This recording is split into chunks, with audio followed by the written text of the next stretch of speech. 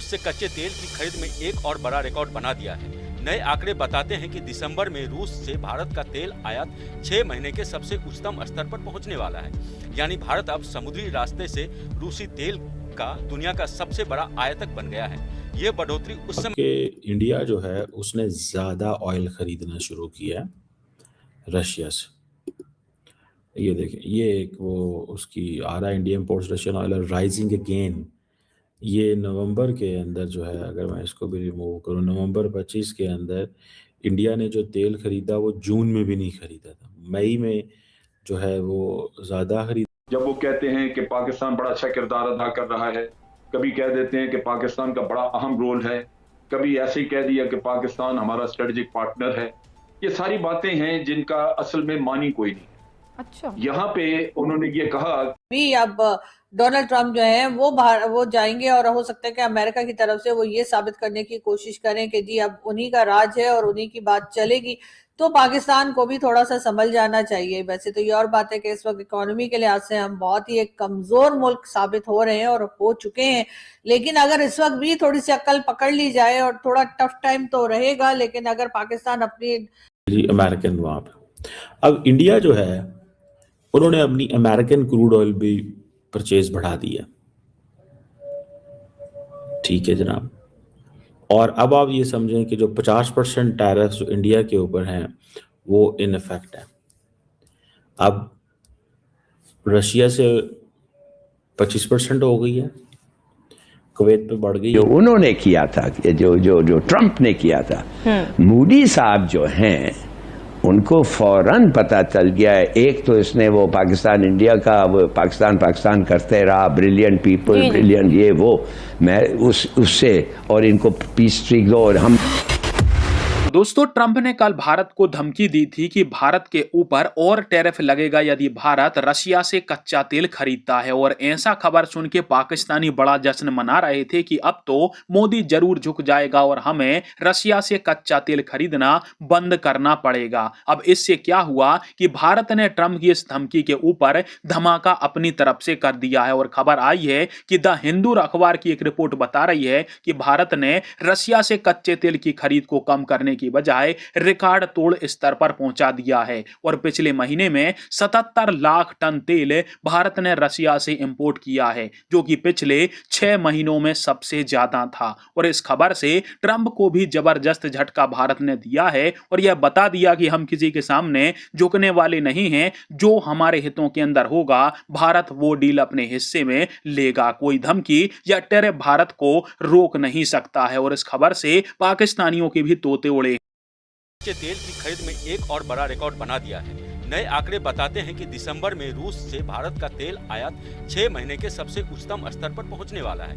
यानी भारत अब समुद्री रास्ते से रूसी तेल का दुनिया का सबसे बड़ा आयातक बन गया है। ये बढ़ोतरी उस समय दिख रही है जब अमेरिका भारत पर लगातार दबाव बना रहा है कि वह रूस से तेल खरीद कम करे, मगर ग्राउंड पर तस्वीर कुछ और ही। जिसमें उन्होंने कहा जनाब कि इंडिया जो है उसने ज़्यादा ऑयल ख़रीदना शुरू किया है रशिया से। ये देखें, ये एक वो उसकी आ रहा है, India imports Russian oil rising again. ये नवंबर के अंदर जो है, अगर मैं इसको भी रिमूव करूँ, नवंबर 25 के अंदर इंडिया ने जो तेल ख़रीदा वो जून में भी नहीं ख़रीदा था, मई में जो है वो ज़्यादा ख़रीदा था अगर आप देखें, और अप्रैल में उससे कम। एंड देन इंडिया की दो चीज़ें, इंडिया कहता है हम we go with the market demand के साथ हम चलते हैं, दैट इज़ व्हाट इंडियंस से। अच्छा, ये थोड़ी इंटरेस्टिंग चीज़ है। व्हाट्स गोइंग ऑन एक्चुअली, हो क्या रहा है? हो ये रहा है कि इंडियन, सारी बात है, they have resources, money, everything, लेकिन ट्रंप की भी पोजीशन अपनी जगह पे है।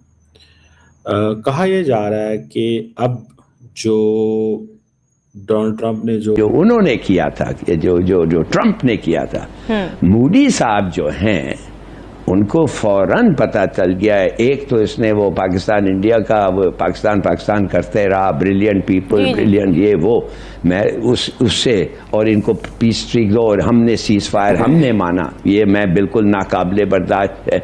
ये मैं अगर मान गया तो मैं कभी इलेक्ट ही नहीं होऊंगा इंडिया में। तो उसने कहा कि ये सब मैं नहीं मानता। मूडी का ख्याल ट्रंप का ख्याल ये था कि ये बेंड करेगा, मूडी समझेगा, मगर इसको ट्रंप को ये पता नहीं था कि उसकी कितनी रेप्यूटेशन जो मूडी की है हिंदुस्तान के इलेक्ट्रेट के साथ, दैट डिपेंड्स ऑलमोस्ट एंटायरली कि वो मुसलमान पे कितना नफरत करता है, मुसलमानों पे कितना नफरत करता है, और ऐसा इतना नफरत करता है कि इस वक्त जो एक इंटरनेशनल पराया बना हुआ है इजराइल, वो मूडी का सबसे गहरा दोस्त है। वो मूडी को कहता है कुछ आगे बढ़ो मूडी, हम तुम्हारे साथ हैं। तो ये उसको शायद he did not think it, उसने ये भी नहीं सोचा कि ये वो मान जाएगा कुछ देर के लिए, बाद में हम बात करके सब चीज ठीक हो जाएंगे। मगर मूडी ने नहीं किया, इसलिए नहीं किया कि उसको पता था electorally he would be finished in India. अगर वो मान जाता तो पहले तो लोग कहते ये जो एंटी पाकिस्तान एंटी मुस्लिम का जो तुम्हारा स्टांस है, जिससे तुम 20-15 साल से इंडिया पे हुकूमत कर रहे हैं, अब वो नहीं होगा, अब कोई नहीं मानेगा। एक दूसरा उन्होंने कहा कि ये इससे तुम लगता ऐसा है कि तुम डर गए।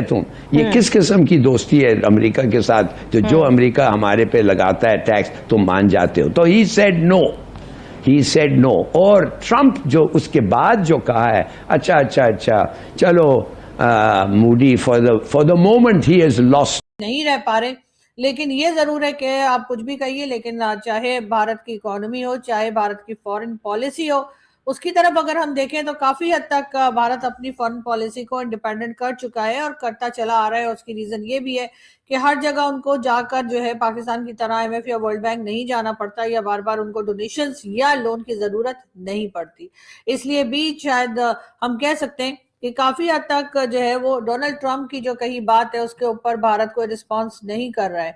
अब ये कहना, एक बार फिर डोनाल्ड ट्रंप को ये कहना पड़ गया। एक तरफ तो Donald Trump prime minister Modi की तारीफें करते भी दिखाई देते हैं और उनका कहना है कि वो एक बहुत अच्छे इंसान है, बहुत अच्छे प्राइम मिनिस्टर है, तो दूसरी तरफ डोनाल्ड ट्रंप का ये भी कहना है कि अगर रशियन ऑयल लेना बंद ना किया तो और भी मजीद जो है भारत के ऊपर टैरिफ लगाया जा सकता है। यहाँ पर मैं फिर वही कहूंगी, जितनी भी गवर्नमेंट्स आई पाकिस्तान में, चाहे वो मिलिट्री डिक्टेटर्स हो, चाहे वो सिविलियन गवर्नमेंट जो कि यही कहिए कि एक तरह से मिलिट्री एस्टेब्लिशमेंट की लाई हुई होती है, चाहे वो नवाज शरीफ, शहबाज शरीफ, इमरान खान, बेनजीर भुट्टो, जुल्फिकार अली भुट्टो, या किसी का भी नाम ले लीजिए, ये जितने भी लोग आए, कभी किसी ने सीरियसली जो है ना तो वाटर शॉर्टेज के ऊपर काम किया है और ना ही पाकिस्तान की इकोनॉमी पे काम किया है। अगर इन लोगों ने किया होता तो यकीनन कुछ ना कुछ रिजल्ट हमें दिखाई दे रहा होता, लेकिन ऐसा नहीं है।